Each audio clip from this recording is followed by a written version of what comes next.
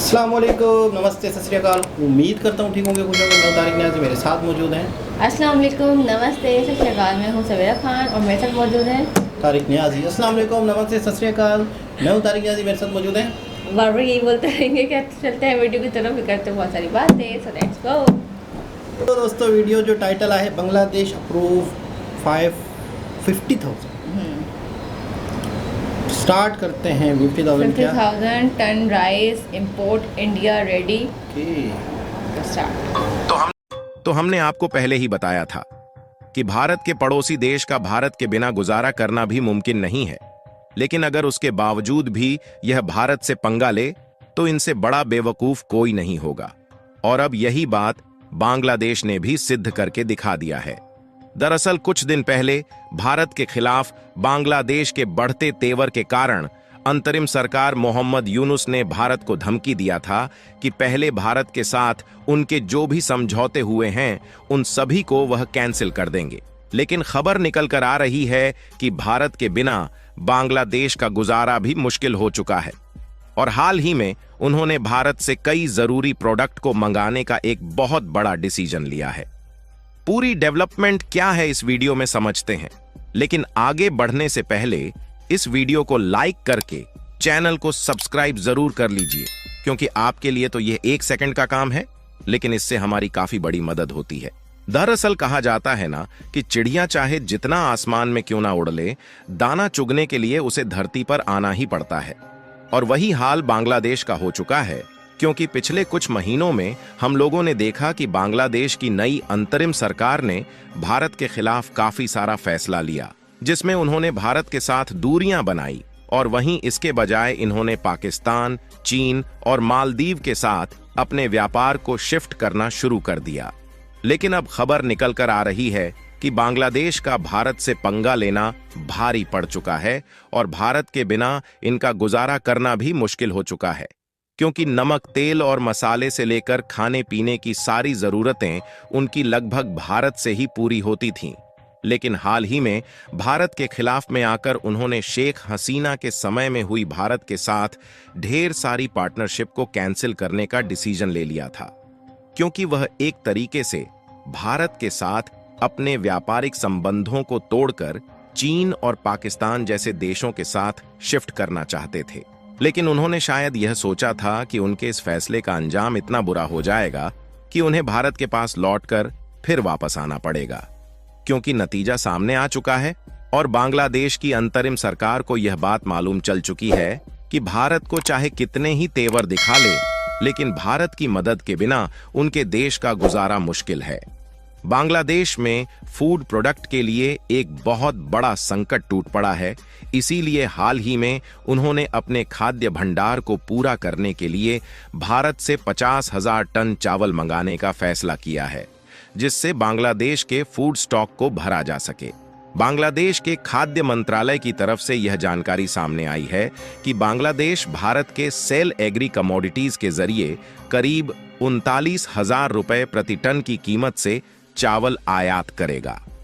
यानी कि 50,000 टन चावल भारत से बांग्लादेश इंपोर्ट करेगा, जिसमें से प्रत्येक टन के लिए 39,000 भारत को दिया जाएगा। कुल मिलाकर इससे भारत को 19,50,000 करोड़ रुपए मिलेंगे, जो कि अपने आप में एक बहुत बड़ा अमाउंट है। आपको बता दें कि भारत खाने पीने के सामानों के मामले में बांग्लादेश के लिए सबसे बड़ा सप्लायर है। केवल इतना ही नहीं, बांग्लादेश के साथ जितने भी देश व्यापार करते हैं उनमें से भारत के लिए सबसे बड़ा व्यापारिक साझेदार है। ऐसे में आप सोचकर देख सकते हैं कि बांग्लादेश की तरफ से अचानक भारत से व्यापार न करके उस व्यापार को किसी दूसरे देश के साथ शिफ्ट करना कितना मुश्किल भरा डिसीजन है। और इतना ही नहीं, बल्कि बांग्लादेश भारत पर खाने पीने की वस्तुओं के मामले में किस हद तक डिपेंडेंट है, इसका अंदाजा इसी से लगाया जा सकता है कि बांग्लादेश में अगर चावल बनता है तो उसमें हर 10 घरों में से 7 घरों में भारतीय चावल ही पकाया जाता है। और अकेले पिछले साल की बात की जाए तो भारत ने बांग्लादेश को 20 लाख टन चावल और गेहूं का एक्सपोर्ट किया है। मजेदार बात यह है कि बांग्लादेश में भारतीय बासमती चावल की जबरदस्त मांग है, क्योंकि इसका स्वाद और खुशबू उनकी लोकल राइस वैरायटी से बेहतर मानी जाती है। और देखा जाए तो आज इस समय भारत दुनिया में चावल का सबसे बड़ा प्रोड्यूसर और एक्सपोर्टर है, और ऐसे में सीधी सी बात है कि भारत से ज्यादा सस्ता चावल कोई और देश दूसरे देश में नहीं भेज सकता। यानी कि कहीं ना कहीं यह बात बांग्लादेश की यूनुस सरकार को पहले ही मालूम होनी चाहिए थी कि अंत में उन्हें लौटकर भारत के पास ही आना पड़ेगा। और यदि शायद मोहम्मद यूनुस भारत के खिलाफ व्यापारिक समझौते को खत्म करने की बात न करते तो उनके रिलेशन भारत के साथ और अच्छे रहते। आप इस रिपोर्ट को देखिए, जिस आंकड़े को पिछले महीने ही जारी किया गया, और यह बात मालूम हुई थी कि बांग्लादेश में जो पिछले महीनों में बाढ़ आई थी उसके कारण से करीब 11 लाख टन चावल बुरी तरीके से बर्बाद होकर मिट्टी में मिल गया। यहां ध्यान देने वाली बात यह है कि पिछले साल भारत से बांग्लादेश को 20 लाख टन चावल का एक्सपोर्ट किया गया, जिसमें से 11 लाख टन तो एक झटके में नष्ट हो गया। तो ऐसे में भला बांग्लादेश भारत से राइस नहीं खरीदेगा तो और किस देश से खरीद पाएगा? क्योंकि भारत में सबसे ज्यादा राइस का प्रोडक्शन होता है, इसलिए हम लोग सबसे ज्यादा कम प्राइस में चावल निर्यात कर पाते हैं। और बांग्लादेश के पास अदानी के द्वारा भेजी जा रही बिजली के पेमेंट चुकाने के पैसे तो है नहीं, फिर भला भारत के अलावा दूसरे देश से चावल कैसे खरीदेगा? यहां तक कि अगर भारत मुंह फेर ले तो बांग्लादेश का दाना पानी तक मुश्किल हो सकता है। क्योंकि केवल इतना ही नहीं, बल्कि भारतीय मसालों का बांग्लादेशी बाजार में राज है। हल्दी, मिर्च पाउडर और धनिया जैसे मसाले वहां पर 70% तक भारत से ही भेजे जाते हैं। ऐसे में यदि बात सब्जियों और फल की आती है तो भारत हर साल बांग्लादेश को 500 करोड़ रुपए से ज्यादा की सब्जियां और फल बेचता है। भारत बांग्लादेश की चीनी की जरूरत का भी बड़ा हिस्सा पूरा करता है। साथ ही खाने के उपयोग में लाई जाने वाले एडिबल ऑयल का एक बड़ा हिस्सा भारत से ही जाता है। प्रोसेस्ड फूड के मामले में पैकेज्ड बिस्किट, नमकीन और भारतीय ब्रांड्स के इंस्टेंट नूडल्स वहां बहुत ही पॉपुलर हैं। बांग्लादेश में पार्ले जी बिस्किट इतने लोकप्रिय हैं कि इसे वहां के चाय का साथी कहा जाता है।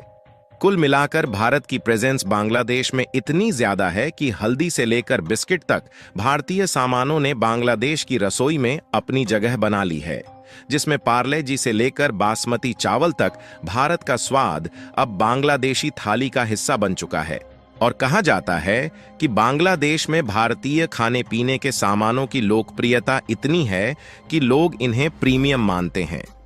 कई जगह तो मेड इन इंडिया का टैग देखकर ही ग्राहक सामान खरीदते हैं। तो सोचिए बांग्लादेश भारत के बिना कैसे रह पाएगा।